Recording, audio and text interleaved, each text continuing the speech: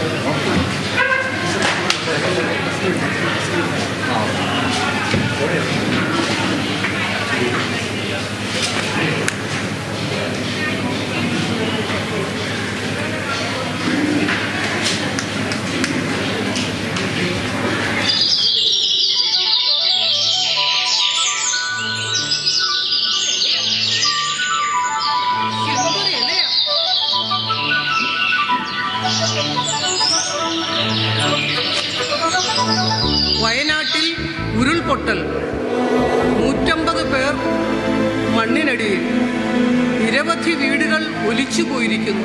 ഓ എന്റെ ഈശോയെ, രാവിലെ തന്നെ ചങ്ക് പൊട്ടുന്ന വാർത്തയാണല്ലോ.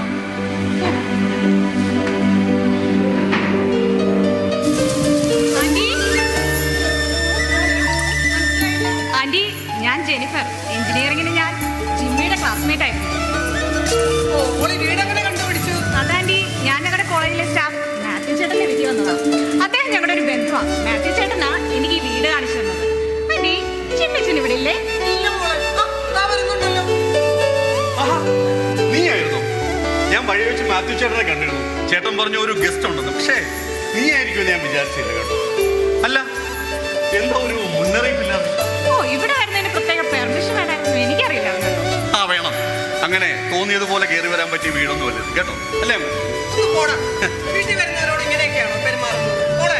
അവൻ അങ്ങനെയൊക്കെ പറയും. നീ അതൊന്നും കാര്യമാക്കണം. വീട്ടിലാരൊക്കെയുണ്ട്? ആന്റി, മമ്മിക്കും ഡാഡിക്കും ഞാൻ ഒറ്റ മോളേ ഉള്ളൂ. അവരിവിടെ ഇല്ല, ഗൾഫിലാ. ഞാൻ വെല്ലുവിളിച്ചിട്ട് പോകാൻ. മോളിടയ്ക്ക് അങ്ങോട്ട് പോവോ? അതിന് ഇവളെ അവരങ്ങോട്ട് കൊണ്ടുപോയിട്ട് വരാം അമ്മ. അല്ല ആന്റി, അവരെല്ലാ വർഷവും ഇവിടെ വരും.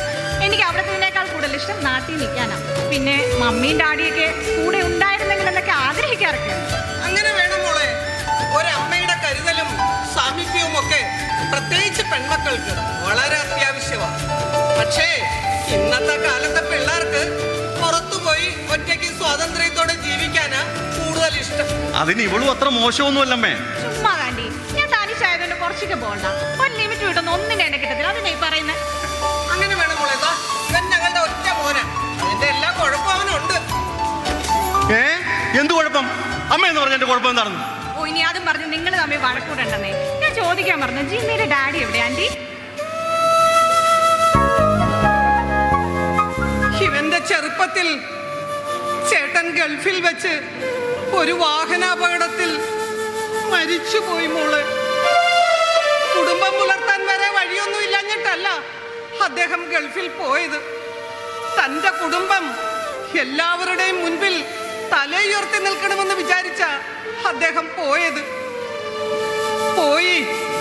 1 വർഷം കഴിഞ്ഞ് അദ്ദേഹം തിരിച്ചു വന്നു. 1 മാസക്കാലം ഞങ്ങൾ സുഖമായി സന്തോഷം പങ്കിട്ട് ജീവിച്ചു. തിരിച്ചുപോയി 2 ദിവസം കഴിഞ്ഞപ്പോ എല്ലാവരെയും ഞെട്ടിച്ചുകൊണ്ട് ആ വാർത്ത വന്നു. എല്ലാം കൈവിട്ടു പോയില്ലേ? പക്ഷേ അദ്ദേഹത്തിന്റെ സാമീപ്യം ഇന്നും ഞങ്ങളോടൊപ്പം ഉണ്ട്. Anti, sorry. ആന്റിയെ ഞാൻ ഒത്തിരി വിഷമിപ്പിച്ചല്ലേ? സാരമില്ല മോള്, സാരമില്ല മോളെ, എനിക്ക് ഒത്തിരി ഇഷ്ടമായി. ആന്റി എനിക്ക് ഇതൊക്കെ ഇവിടെ നമ്പറല്ലേ അമ്മേ, അമ്മയെ സോപ്പിടാൻ. ഓടാ, ഇതൊന്നും പറഞ്ഞാൽ നിനക്ക് മനസ്സിലാകത്തില്ല. ഓ പിന്നെ ഞാൻ കൊച്ചുകുട്ടിയല്ലേ. അതേടാ, നീ എനിക്കെന്നും കൊച്ചുകുട്ടി തന്നെയാ. ആന്റി ഞാൻ ഇറങ്ങുവന്നേ. മോളെ ഇടയ്ക്കൊക്കെ ഇങ്ങോട്ട് വരണേ. വരാം ആന്റി. എടാ ജിമ്മിച്ച, നീ അവളെ ഒന്ന് കൊണ്ട് വിട്ടിട്ട് വാടാ. പാടി പാപ്പോ.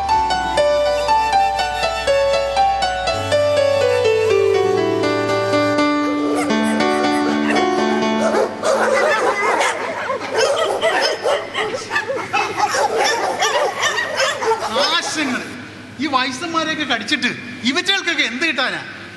ഇതാരാ, ചാക്കോ മാപ്പിളയോ? ഇതെന്നെ തന്നെത്താനെ സംസാരിച്ചോണ്ട് വരുന്നേ? ഓ എൻ്റെ ടീച്ചറെ ഒന്നും പറയണ്ട. ഞാൻ രാവിലെ മാർക്കറ്റിൽ പോയി ഇച്ചിരി മീനും വാങ്ങിച്ചുകൊണ്ട് വരുമായിരുന്നു. അപ്പോൾ ഒരു നായ എൻ്റെ പിന്നാലെ മണവും പിടിച്ചുകൊണ്ട് അവൻ്റെ വരവ് കണ്ടപ്പോഴേ എനിക്ക് തോന്നി അത്ര പന്തിയല്ലെന്ന്. എന്നിട്ട് ഞാൻ ഓടി, നായ എൻ്റെ പിന്നാലെ ഓടി. ഞാൻ വിടുവോ? ഞാൻ പഴയ ഓട്ടക്കാരനല്ലേ, ഞാൻ ഭയങ്കര സ്പീഡിൽ ഓടി. പക്ഷേ ഒരബദ്ധം പറ്റി, ഒരു കല്ലിൽ തട്ടി കമഴ്ന്നടിച്ച് വീട്. ആ തക്കം നോക്കി അവനൊരു കടിയും വെച്ച്.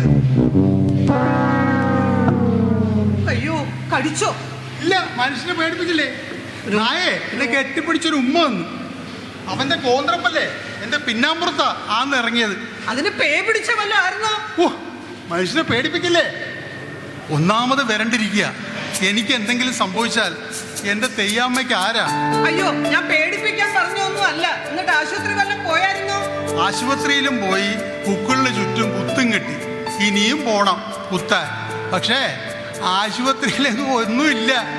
എല്ലാം നമ്മൾ പുറത്തുനിന്ന് വാങ്ങിച്ചു കൊടുക്കണം. നമ്മളെപ്പോലുള്ളവരെയൊക്കെ നായ കടിച്ചാൽ ആർക്കാ ഛേദം? എന്ത് ചെയ്യാനാ, ഈ തെരുവു നായ്ക്കളുടെ ഒരു ശല്യം. വഴിയിലൊക്കെ മനുഷ്യരിങ്ങനെ മാലിന്യം തള്ളുന്നോണ്ടാന്നേ ഇവറ്റകൾ ഇങ്ങനെ പെരുകുന്നത്. ആ പിന്നെ അവറ്റയ്ക്കും വിശപ്പടക്കണ്ടേ.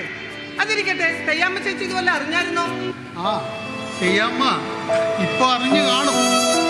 തെയ്യാമ്മ അവള് പാവ. തെയ്യാമ്മ നല്ലവളാ.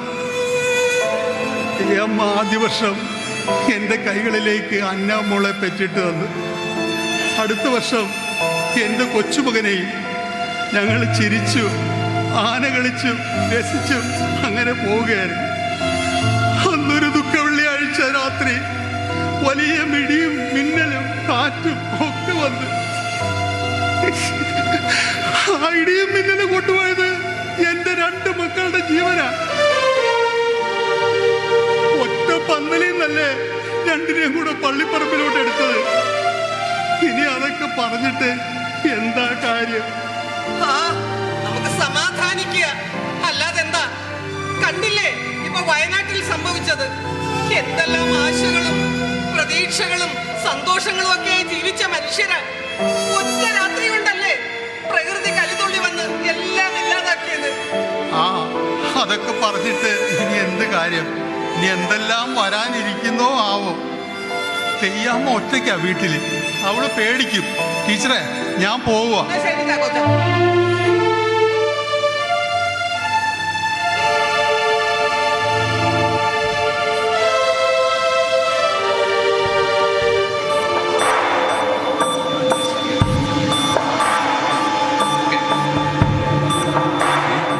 വളരെ ശ്രദ്ധിച്ച് കൈകാര്യം ചെയ്യണം. ഒരു കാരണവശാലും പിടികൊടുക്കരുത്. സാമ്പിൾസ് അവിടെ സൂക്ഷിച്ചോണം. ഞാൻ വീടെത്തി, അമ്മ അകത്തുണ്ട്. ഓക്കെ? ആരോടാടാ നീ ഫോണിൽ പിറുപിറുക്കുന്നത്? കുറച്ച് നാളായി നിന്നെപ്പറ്റി ഞാൻ ചിലതൊക്കെ കേൾക്കുന്നുണ്ട്. ഇടയായിട്ട് നിന്റെ പോക്കത്ര ശരിയല്ല. എടാ ആ കൊച്ചിനെ കൊണ്ട് വിട്ടോടാ. ആ വിട്ടമ്മേ. എടാ, നല്ല കുട്ടിയാണെന്ന് തോന്നുന്നു. എനിക്ക് അവളെ ഇഷ്ടപ്പെട്ടു. നിങ്ങൾ തമ്മിൽ വല്ല ഇഷ്ടത്തിലാണോടാ? നമുക്കൊന്ന് ആലോചിച്ചാലോ? ആലോചിക്കാൻ അങ്ങോട്ട് ചെന്നാൽ മതി. അവിടെ അപ്പനും അമ്മയ്ക്കൂടെ തോന്നുന്നു. അതെന്താടാ ആലോചിക്കാതിരിക്കാൻ നിനക്കൊരു കുറവ്? എൻ്റെ അമ്മ എനിക്ക് സ്വന്തമായിട്ട് ഒരു വരുമാന മാർഗം കൂടെ തെളിയണ്ടേ? അമ്മയുടെ പെൻഷൻ കാശ് കൊണ്ട് മാത്രം ഒരു കുടുംബം ഒന്നും പോട്ട് കൊണ്ടുപോകാൻ പറ്റുമോ? നീ ഇത്രയൊക്കെ പഠിച്ചതല്ലേ, ഒരു ജോലി കിട്ടുമല്ലോ. എന്നിട്ട് മതി വിവാഹം. നമുക്കൊന്ന് പറഞ്ഞു വെക്കാം. എൻ്റെ അമ്മ ഈ നാട്ടിൽ നിന്നിട്ട് എന്ത് ജോലി കിട്ടാനാ? കഷ്ടപ്പെട്ട് പഠിച്ച് PSC വഴി കയറാമെന്ന് വിചാരിച്ച അത് പാർട്ടിക്കാർ കൊണ്ടുപോകും. ഈ നാട് ശരിയാകത്തില്ല, ഒരിക്കലും ശരിയാകത്തില്ല. അങ്ങനെ പറഞ്ഞാൽ എങ്ങനെയാ മോനെ? ഈ നാട്ടിലല്ലേ നമുക്ക് കയറി കിടക്കാൻ ഒരു വീടും കുറച്ച് സ്ഥലമൊക്കെ ഉള്ളത്. ഇതും കെട്ടിപ്പിടിച്ചോണ്ട് ഇവിടെ കിടന്നിട്ട് എന്ത് ചെയ്യാനാ? നമുക്ക് ഈ വീടും സ്ഥലവും വിൽക്കാം. എന്നിട്ട് കിട്ടുന്ന കാശിന് എനിക്ക് കാനഡയിലോ UK-യിലോ പോയി ഒരു PG കോഴ്സിന് ചേർന്നു. അവിടെ ആവുമ്പോൾ പഠിക്കുന്നതിനോടൊപ്പം ജോലിയും ചെയ്യാം, കൈ നിറച്ച് കാശും കിട്ടും. ഈ വീടും പറമ്പും സ്ഥലവും വിൽക്കാം. അപ്പൊ പിന്നെ ഈ വയസ്സുകാലത്തിൽ ഞാൻ എങ്ങോട്ട് പോകും? അതൊന്നും എനിക്കറിയേണ്ട കാര്യമില്ല. ഞാൻ അമ്മയെ നോക്കി ഇവിടെ കിടന്നാലേ എന്റെ കൂട്ടുകാരെല്ലാരും പോയി രക്ഷപ്പെടും. ഞാനില്ല തേരാപ്പാര തെക്കോട്ടും വടക്കോട്ടും നടക്കേണ്ടി വരും.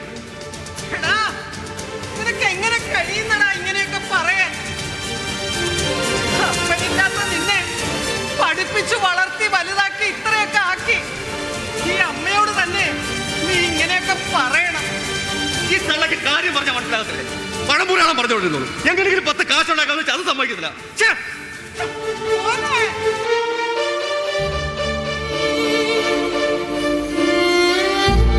നമ്മുടെ മോൻ ജീവന തുല്യം ഞാനവനെ സ്നേഹിച്ചതാ. എന്നിട്ടും ഇങ്ങനെയൊക്കെ പറയാൻ അവനിതെങ്ങനെ കഴിയുന്നു? എന്റെ ഈശോയെ, എനിക്കിതൊന്നും സഹിക്കാൻ കഴിയുന്നില്ല.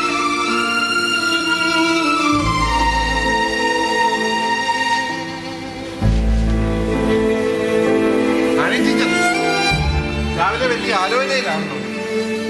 എന്ത് പറയാനാ മാഷേ, നമ്മളൊക്കെ നമ്മുടെ മക്കളെ എന്തുമാത്രം സ്വപ്നങ്ങളും പ്രതീക്ഷകളും ഒക്കെ ആയിട്ടാ വളർത്തിക്കൊണ്ട് വരുന്നത്.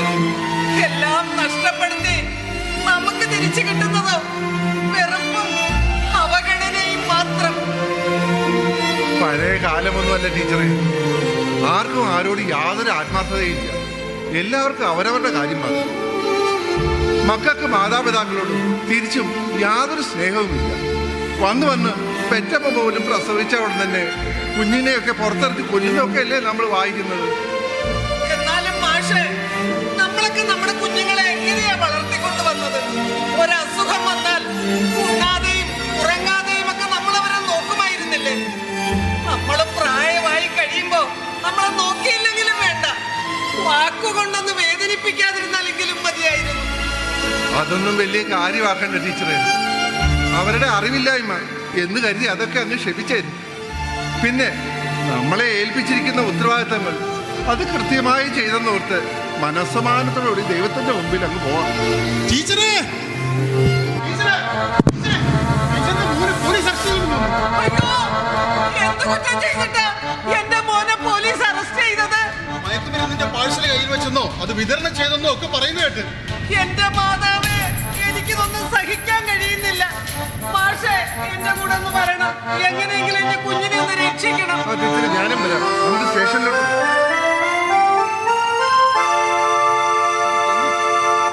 ഈ തള്ളയോട് ഞാൻ പല പ്രാവശ്യം പറഞ്ഞതാ അവന്റെ പോക്കത്ര ശരിയല്ല എന്ന്. എന്നാലും ഒരു കേട്ടില്ല. ഒരു രണ്ടും കൂടെ അനുഭവിക്കട്ടെ കിടന്ന് അനുഭവിക്കട്ടെ.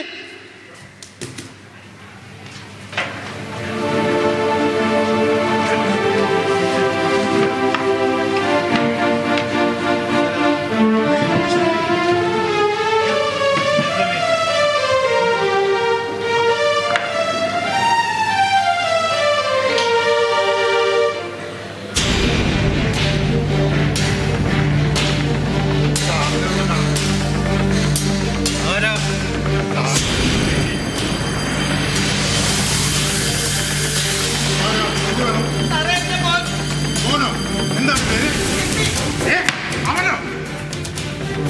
സാറേ, അവൻ പാവാ സാറേ. അവൻ അങ്ങനൊന്നും ചെയ്യില്ല സാറേ. അവനൊന്നും ചെയ്തിട്ടില്ല എന്ന് നിങ്ങൾ പറയും. കേസ് എന്താണെന്ന് അറിയാമോ? മയക്കുമരുന്ന് കടത്ത്. തൊണ്ടി സഹിതമാണ് അവൻ ഞങ്ങളുടെ കസ്റ്റഡിയിൽ. അയ്യോ സാറേ, അവൻ എന്തെങ്കിലും ചതിയിൽപ്പെട്ടതായിരിക്കും. ഇത്ര ഉറപ്പിച്ച് പറയാൻ അവൻ നിങ്ങളുടെ ആരാ? ഞാൻ അവന്റെ അധ്യാപകനാണ്. അവൻ നല്ല ദൈവഭയമുള്ള ഒരു കുട്ടിയാണ്. അവനെ കൊണ്ട് അവനൊന്നും ചെയ്യാൻ പറ്റത്തില്ലെന്നുള്ളതാണ് എൻ്റെ ഒരു വിശ്വാസം. ഞങ്ങൾ അവനകത്ത് ചോദ്യം ചെയ്തു വരികയാണ്. ഇതവൻ എവിടുന്ന് കിട്ടി, എങ്ങോട്ട് കടത്താൻ ഉദ്ദേശിച്ചു മുതലായ വിവരങ്ങൾ വ്യക്തമായി ഞങ്ങൾക്ക് അറിയണം. കുറേ നാളുകളായി ഈ സ്റ്റേഷൻ അതിർത്തിയിൽ ഇതിന്റെ കച്ചവടവും ഉപയോഗവും കൂടിക്കൂടി വരുന്നതാണ് ഞങ്ങൾക്ക് വിവരമുണ്ട്. നിങ്ങളുടെ മോനുണ്ടല്ലോ, ഇതിലെ പ്രധാന കണ്ണിയാണ്. മുഴുവൻ വിവരങ്ങളും ഞങ്ങൾക്ക് അവനൊന്ന് അറിഞ്ഞേ തീരും. നീ പറയത്തില്ലല്ലേ? എന്നെ കൊണ്ട് പറയിപ്പിക്കാവോ? ഞാൻ നോക്കട്ടെ.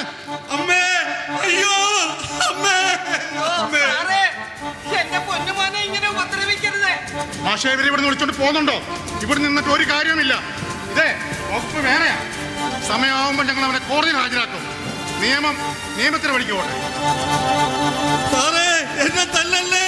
അയ്യോ, എന്നെ രക്ഷിക്കണേ! അമ്മേ! അയ്യോ! അയ്യോ, അവരെന്റെ പൊന്നുമോനെ ഇടിച്ചു കൊല്ലും. മാഷ് വേഗം ഒരു വക്കീലിനെ അന്വേഷിക്ക്. ഞാൻ പോയി അവനെ ഇറക്കാനുള്ള പൈസയുടെ വഴി നോക്കട്ടെ.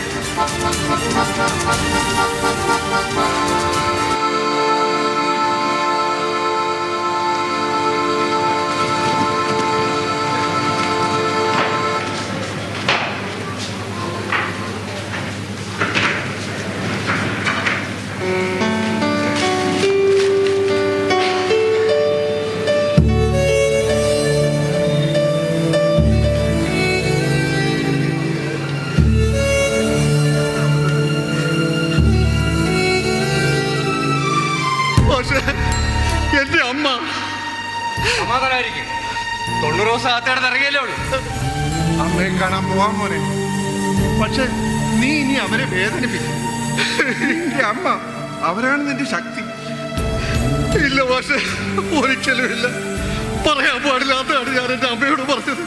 അതിന്റെ ശിക്ഷയാണ് ഞാൻ ഈ അനുഭവിച്ചതല്ല. ഈ കേസിനെ ഒഴിവാക്കാൻ ചിലവായ തുക മുഴുവൻ തന്റെ അമ്മ കിടപ്പാടം വരെയാണ് കൊടുത്തത്. ആ അമ്മ ഒരിക്കലും വേദനിപ്പിക്കരുത്. ഞാൻ എന്റെ അമ്മയോട് അനാവശ്യമായി സംസാരിക്കേണ്ടി വന്നത് ഇതിനു വേണ്ടിയായിരുന്നു. അമ്മയ്ക്ക് ആകെ ഉണ്ടായിരുന്ന സ്വത്ത് നശിപ്പിക്കുവാൻ ഞാൻ തന്നെ കാരണമായല്ലോ. എന്റെ ദൈവമേ, അതൊന്നും ഓർത്ത് വിഷമിക്കണ്ടടാ മോനെ. വീടും സ്ഥലവും അതൊക്കെ നമുക്കിനി അധ്വാനിച്ചുണ്ടാക്കാവുന്നതല്ലേ ഉള്ളൂ. പക്ഷെ നിന്റെ അമ്മ ഒരു അഭിനയം കൂടി കാണിച്ചു. എന്ത് മോശ! തന്റെ മകൻ ഭാവിയിൽ പണത്തിന് ബുദ്ധിമുട്ടായിരിക്കാൻ സമ്പന്നനായ ഒരു കരൾ രോഗിക്ക് സ്വന്തം കരൾ പകുത്തു നൽകാൻ തയ്യാറായ അമ്മയാണ് തന്റെ അമ്മ.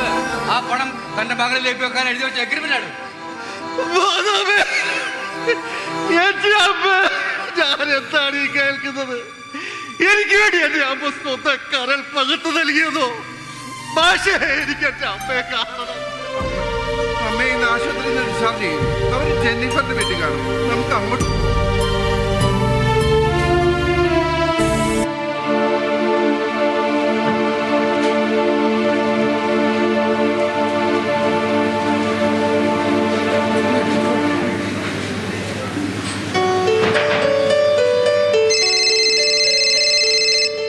പരിചയമില്ലാത്ത നമ്പറാണല്ലോ.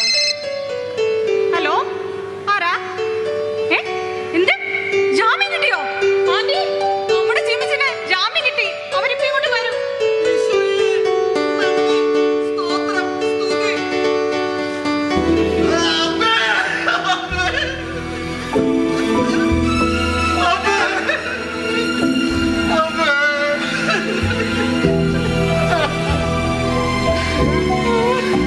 എന്റെ മോനെ, എന്റെ കാലൊക്കെ അവര് തല്ലിയൊടിച്ചു മോനെ. അമ്മ എന്നോട് ക്ഷമിക്കണം. അമ്മ പൊറുക്കാൻ പറ്റാത്ത അവരാധമാണ് ഞാൻ അമ്മയോട് ചെയ്തത്. അതിന്റെ ശിക്ഷയാണ് ഞാൻ അനുഭവിച്ചതല്ല. മോനെ, പെറ്റമ്മയ്ക്ക് സ്വന്തം ജീവനേക്കാൾ വലുതാണ് മോനെ മക്കളുടെ ഭാവിയും സുരക്ഷയും. നീ തിരിച്ചു വന്നല്ലോ. അമ്മയ്ക്ക് അത് മതി മോനെ. അമ്മ ഒരു പാഠമല്ല, അനേകായിരം പാഠങ്ങൾ ഉൾക്കൊള്ളുന്ന ഒരു വിശുദ്ധ ഗ്രന്ഥമാണ്. മനസ്സിൽ നന്മയുള്ള മക്കൾക്ക് മാത്രം വായിക്കാൻ കഴിയുന്ന വിശുദ്ധ ഗ്രന്ഥം. കയ്പിലും മധുരത്തിലും ഹൃദയത്തിൽ ചേർത്ത് വെച്ച അമ്മ എന്ന പാഠഭാഗങ്ങൾ വായിച്ചുകൊണ്ടേയിരിക്കാം.